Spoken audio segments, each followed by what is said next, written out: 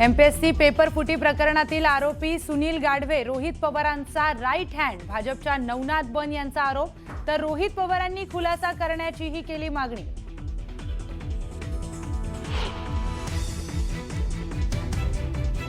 मुंबईतील परळमध्ये 2 गटात तुफान राडा, मुख्यमंत्र्यांकडून प्रकरणाची गंभीर दखल, दोषींवर कठोर कारवाई करण्याचे निर्देश।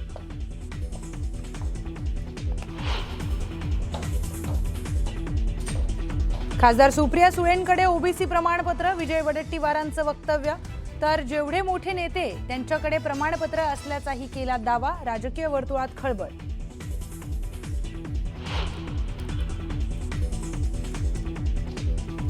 जयंत पाटलांनी मुख्यमंत्री व्हावं अशी वाळवा तालुक्यातील इच्छा, सांगली जिल्हा बँकेचे माजी अध्यक्ष दिलीप पाटलांचं विधान, तर तुमच्या मनात जी सल तीच माझ्या मनातही, जयंत पाटलांची प्रतिक्रिया।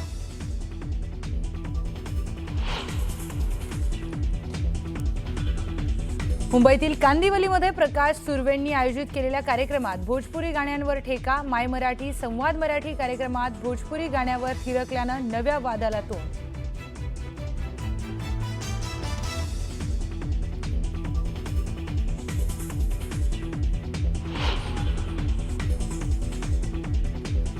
खाऊन पिऊन आंदोलन करा, मी जे आंदोलन करायचो ते चोरून खायचं आणि आंदोलन करायचो, नरहरी झिरवाळांचा विद्यार्थ्यांना अजब सल्ला।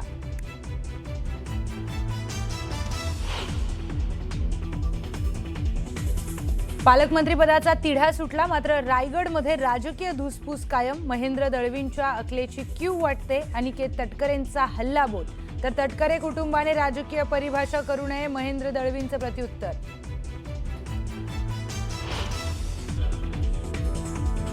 भारतानं अडचणीमध्ये सापडलेल्या नेपाळला दिला मदतीचा हात, 10 टन मदत साहित्य आणि औषध नेपाळला पाठवलं।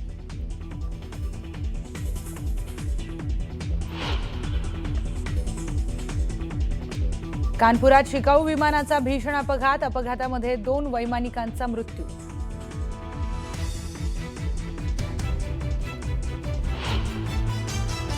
यानंतर बातमी आहे नागपुरातून। नागपूर जिल्ह्यातील कोंढाळीपासून 12 किलोमीटर अंतरावरील चंदनपारडी गावालगत असलेल्या एका फार्म हाऊसला भीषण आग लागली आहे। घटनेची माहिती मिळताच फायर ब्रिगेड घटनास्थळी पोहोचले। ही आग कशामुळे लागली हे अद्याप स्पष्ट झालेलं नाही। सुदैवाने या घटनेत कोणतीही जीवितहानी झालेली नाही।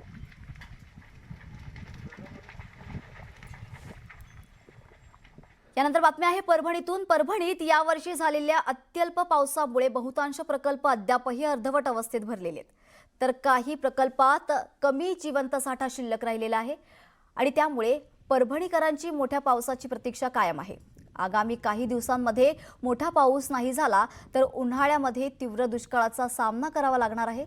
गंगाखेड तालुक्यातील मासोळी प्रकल्पामध्ये तर केवळ 15% पाणीसाठा शिल्लक राहिलेला आहे आणि त्यामुळे गंगाखेड शहर आणि आजूबाजूच्या 10 ते 12 गावांना याचा फटका बसणार आहे।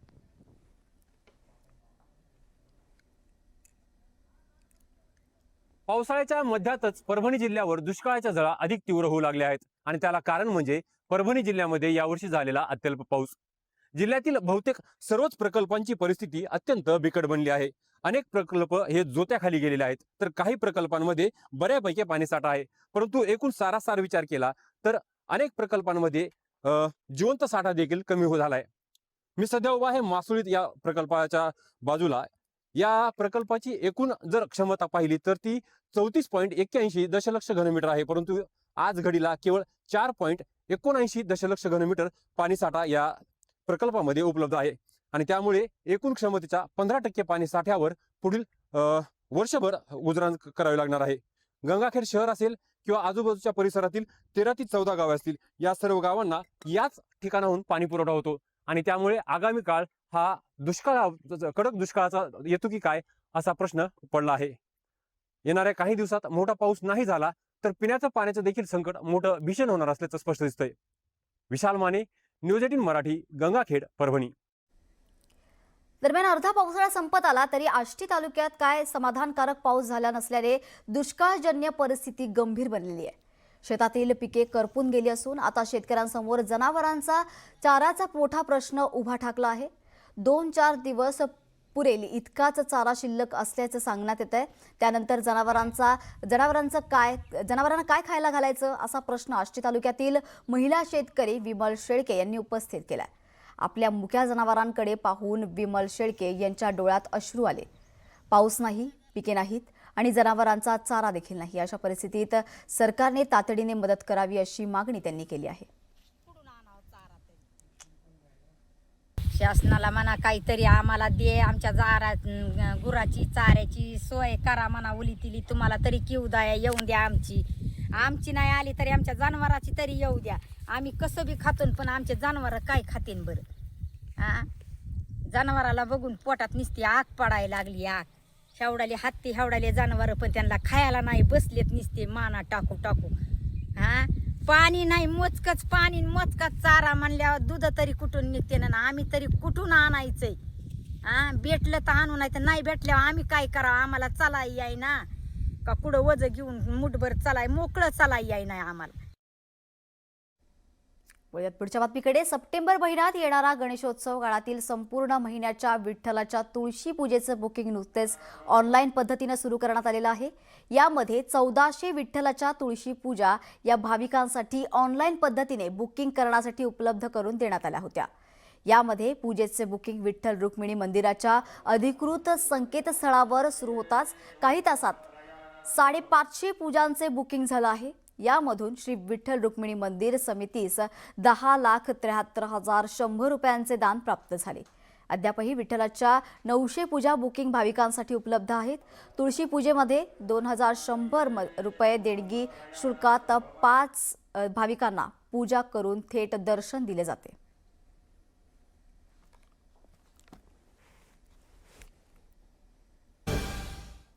ब्रेकनंतर एक ब्रेकिंग न्यूज समोर येते। ठाणे शहरात क्लस्टर योजना राबवण्यासाठी क्लस्टर विकास कंपनीला ठाणे महानगरपालिकेकडून सर्वाधिकार देण्यात आलेले आहेत। त्याविरोधात राष्ट्रवादी काँग्रेस शरदचंद्र पवार पक्षाच्या वतीने आज मोर्चा काढण्यात येतोय। 3 हातनाका ते कशिश पार्क इथल्या क्लस्टर डेव्हलपमेंट कार्यालय असा हा मोर्चा काढला जाणार आहे। खासगी कंपनीला ठाणे शहरातील विकास कामांची धोरणे ठरवण्याचा अधिकार अप्रत्यक्ष देण्याचा कट रचण्यात आल्याचा आरोप राष्ट्रवादी काँग्रेस शरदचंद्र पवार पक्षाने केलेला आहे।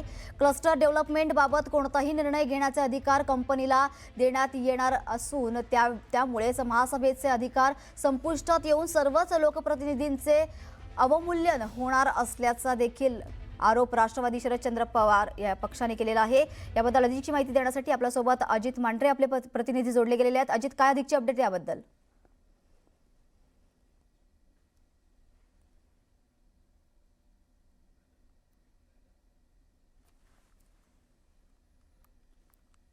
आपण पाहू शकतो ठाण्यात पवारांच्या राष्ट्रवादीकडून मोर्चा काढण्यात आलेला आहे। ठाण्यातील क्लस्टर योजनेविरोधात हा मोर्चा आहे। दरम्यान मोठ्या संख्येने राष्ट्रवादीचे कार्यकर्ते यामध्ये सामील झालेले आहे। ठाण्यातील क्लस्टर योजनेविरोधात मोर्चा काढण्यात आलेला आहे।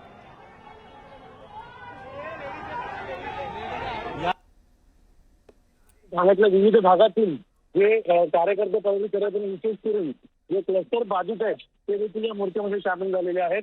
मोठ्या संख्येने 3 वर्षापासून ते जो कशिश पार्क या ठिकाणी जे क्लस्टर जे त्यांचं कार्यालय आहे त्या कार्यालयापर्यंत ते सगळे मोर्चेकरी जाणार आहेत आणि तिकडे जाब विचारणार आहेत। नेमकं तुमचे आरोप काय आहेत? कशा रीतीनं क्लस्टर योजना आपण जी म्हणतो की नियोजन शून्य आहे, 12 एसएस आहे, लोकांची फसवणूक होते, नेमकं आपलं म्हणणं काय? त्या पद्धतीचं या महानगरपालिकेची या क्लस्टरची आकृती ती अत्यंत धोकादायक सुविधांचा पुरतच नाहीये। पाण्याचा प्रश्न, कचऱ्याचा प्रश्न, कचऱ्याचा प्रश्न, खूप साऱ्या गोष्टी आहेत।